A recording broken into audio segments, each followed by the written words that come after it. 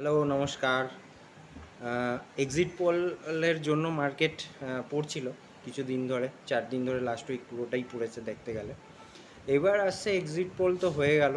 এখন যদি দেখা যায় যে মার্কেট বিজেপি সরকার একমাত্র যদি সরকার গঠন না করতে পারে, সেক্ষেত্রে মার্কেট 10%ও যদি পড়ে যায়, তাতেও সার্কিটও লেগে যেতে পারে, লোয়ার সার্কিট লেগে যেতে পারে, তাতে কোনো প্রবলেম নেই, মানে তাতে কোনো আশ্চর্যের ব্যাপার নেই। কিন্তু এক্সিট পোলের হিসেবে এখন যা দেখা যাচ্ছে, তাতে গিয়ে সব জায়গায় দেখা যাচ্ছে যে মার্কেট এক্সিট পোলে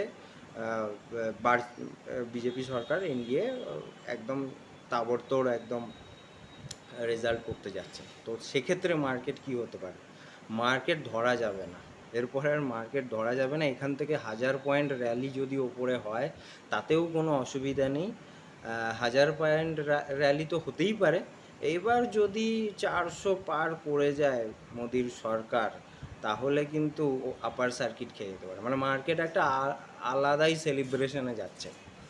আর এইবারে দেখা যাচ্ছে যে মার্কেটে যদি বেড়ে যায়, মার্কেট যদি বাড়ে, তাহলে কোন কোন সেক্টরে যেতে হবে? ডিফেন্স, ম্যানুফ্যাকচারিং, পাওয়ার, ইভি, এনার্জি, রেল, পিএসইউ, এগুলো হচ্ছে মেন সেক্টর, যেখানে হচ্ছে তাবড়তোড় তেজি, একদম আটকাতে কেউ পারছে না মোটামুটি।